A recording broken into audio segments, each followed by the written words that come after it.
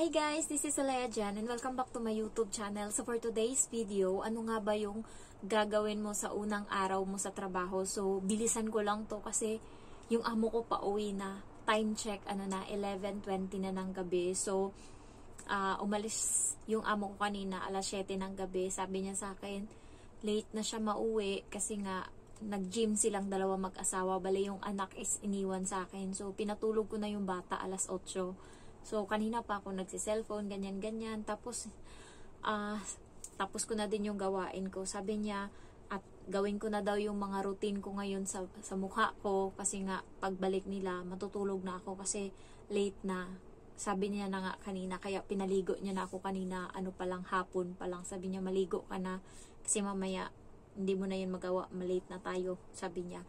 So, ano nga ba yung unang gagawin? First is, guys, panatilihin yung maging malinis, huwag dugyot. Alam nyo yung dugyot is salitang Ilocano. Pero, kung naintindihan nyo yun, yun yung balahura ba? Halimbawa, yung napkin mo, minsan hindi nila ako nakitaan na yung napkin ko is tinapon ko sa basurahan sa CR. Tinatago ko yan, nilalagay ko doon sa may lagayan ko, iniipon ko siya, tapos pagka tinatapon ko sa basura na hindi nila nakikita. So, minsan hindi nila ako nakitaan na may dugo yan ng napkin ko. Okay lang yung amo kong babae, ganyan, nakikita ko. Kasi katulong ako, pero ikaw nakatulong, magdudugyot-dugyot ka dyan, hindi pwede. So, yun, wag kang magdugyot sa bahay nila. Irespeto mo na bahay nila to, nakikitira ka lang. Kaya kailangan kung halimbawa, pag nag-CR ako, hindi yan yung toilet bowl, walang mga talsik-talsik, ganyan, malinis kung. Tapos pag naliligo ako, parang walang bakas na naligo ako kasi yung floor is as in tuyo. Tapos hindi ka nakakakita ng yung amo ko kasi ang dugyot ng amo kong lalaki pag naligo yan siya, kalat-kalat yung mga tubig, parang nagbaha na sa CR. Sa akin, papasok yan silang matino yung CR. So, yun yung kinakatuan ng amo ko sa akin, malinis ako ba. Kung ano yung dyan, mini-maintain ko talaga kasi parang ugali ko na ata na parang hindi ko tapos yung gawain hanggat hindi ko inaayos yung gawa na nasa-satisfy ako. So, yun yung una. Gawin mo is huwag kang magkalat. Pangalawa is always mong tignan yung mga kalat sa sahig, especially yung mga buhok-buhok nila. Parati kasi silang nahuhulugan ng mga bulbul, guys. So, minsan nga dinadampot ko na lang, dati nandidiri ako, pero ngayon dinadampot ko na lang yan ng kamay ko. So, pero bago kayo kumain, maghugas muna kayo ng kamay, syempre. So, tingnan nyo yung mga floor kasi may mga dumi-dumi dyan para iwas Pangalawa is ayaw nila ng may ipis, kaya hanapin nyo yung bahay kung may mga ipis dyan, patayin nyo na, takot sila sa ipis, ayaw nila nyan. Kaya, tanggalin nyo na yung mga ipis sa bahay. Next, na gagawin mo sa unang araw is, syempre makiramdam ka muna, tingnan mo muna kung ano yung bawal at hindi. Tanungin mo na, guys, kung pwede kang gumamit ng washing machine kasi yung ibang amo is ayaw. Tanungin mo na yung kung ano yung pwede mong gamitin. So, yun yung ginawa ko. Kaya kahit nasaktan ako nung unang araw, tinanong ko siya kung pwede ba ako gumamit ng washing. Tapos sabi niya hindi. So, at least aware kayo. Baka mamaya pala decision ka dyan, tapos biglang bawal pala. Kaya okay na yung nagtatanong.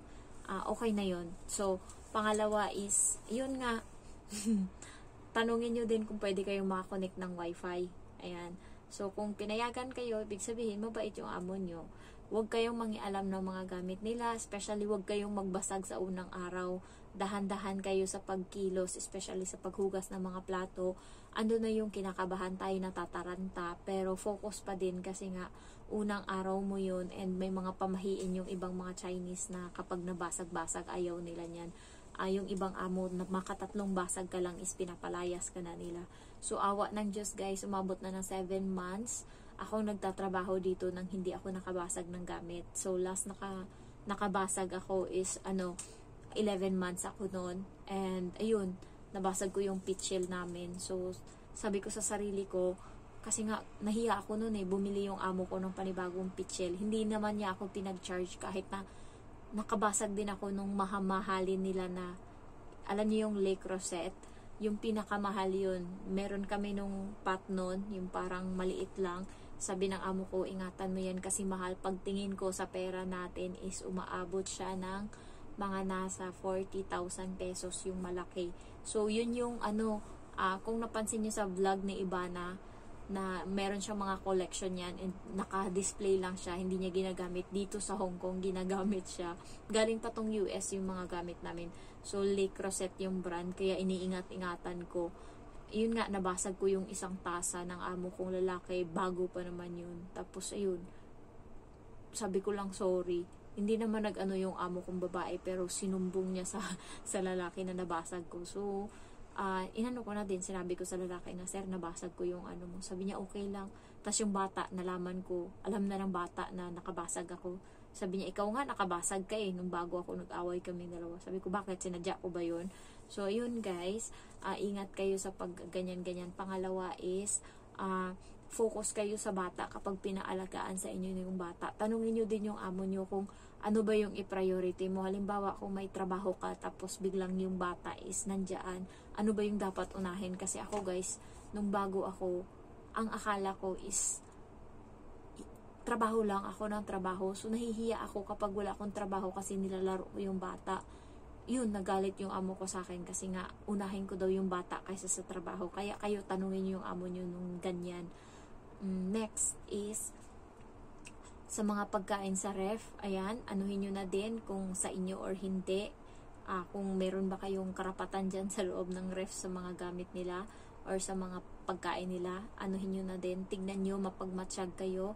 Basta malinis kayo always. Tapos always kayong ngiti lang. And yung mukha nyo is panglosyang. Hindi kayo pwedeng mag-inarte na nakakilay, naka-makeup dito sa loob ng bahay. So, yun, yung damit nyo is malalaki. Yung damit ko is large. Pero yung katawan ko is extra small.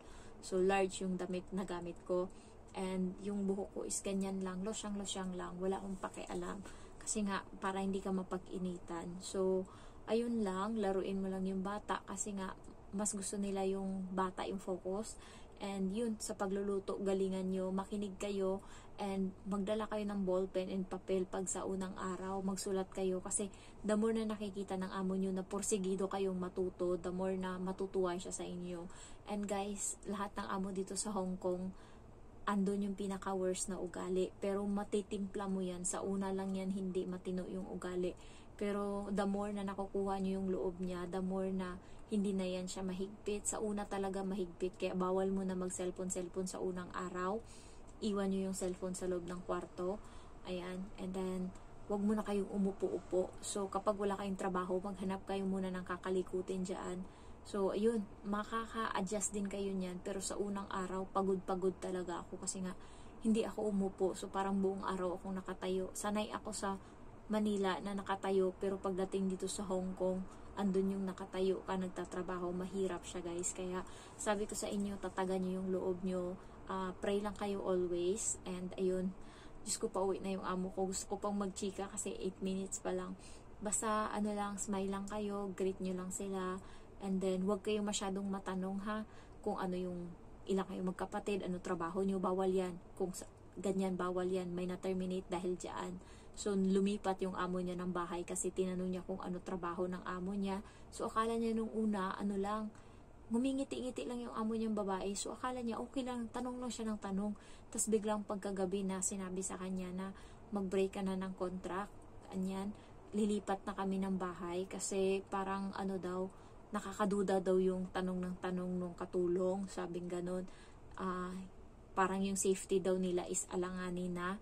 Sabi ng katulong na Pinay, hindi na mauulit, hindi na ako magtatanong, pero wala na guys, nabasag na yung tiwala. Kaya huwag kayong matanong, lalo yung mga trabaho nila, ganyan, about pera, huwag kayong matanong. Huwag, as in, ako nalaman ko lang kung anong trabaho ng amo ko. Mahilig akong magtingin-tingin ng mga papel-papel, mahilig akong magtingin kung ano mga nakasulat dyan. Kaya doon ko nalaman yung trabaho ng amo kong lalaki. Yan. Kaya kayo, yan yung iwasan nyo. Ayun lang. Thank you for watching and I love you all. Baway.